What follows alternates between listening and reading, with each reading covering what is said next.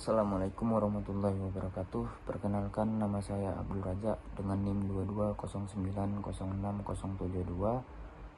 Pada kali ini saya akan membahas tema tentang evaluasi penggunaan keuangan daerah untuk memenuhi ujian akhir semester di mata kuliah Politik Keuangan dan Anggaran.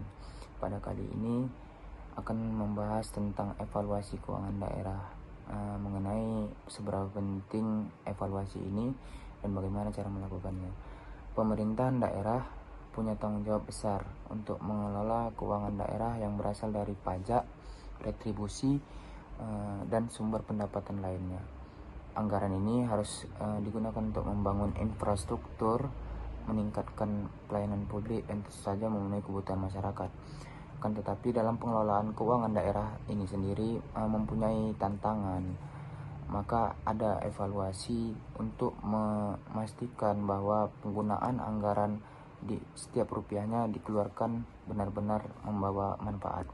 Jadi evaluasi penggunaan keuangan daerah ini adalah proses untuk menilai seberapa efektif, efisien, dan transparan pemerintah daerah dalam mengelola keuangannya.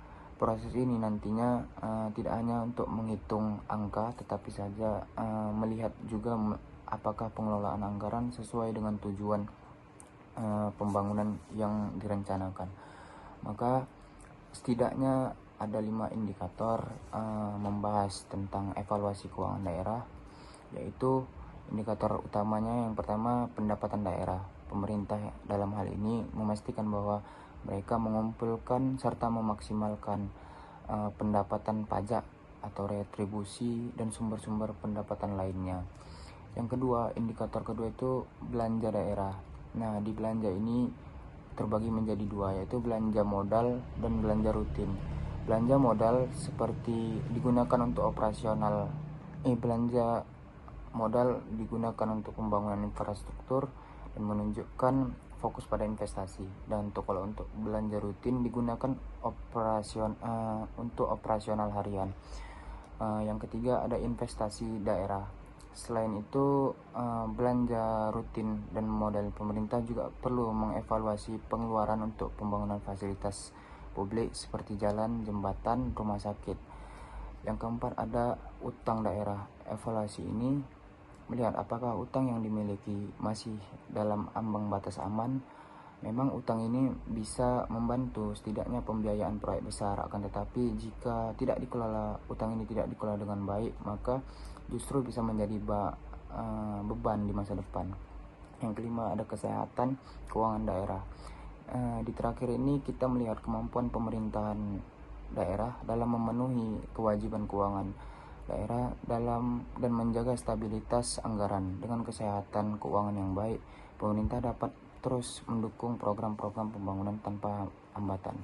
Lalu bagaimana cara melakukan keuangan daerah? Ada beberapa metode, yaitu seperti analisis rasio keuangan dengan analisis neraca dan arus kas, audit independen. Nah, untuk 3 ini metode yang digunakan untuk membanding. Kalau analisis rasio membandingkan belanja pendapatan efisiensi anggaran.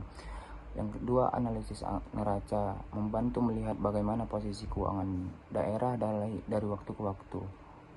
Audit independen, pemerintah dapat sering melibatkan pihak eksternal untuk memastikan pengelolaan keuangan mereka transparan.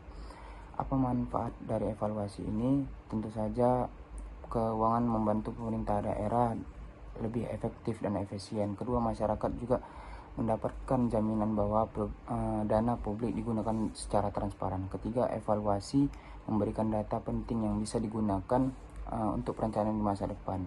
Sebagai contoh, evaluasi menunjukkan bahwa investasi infrastruktur pemerintahan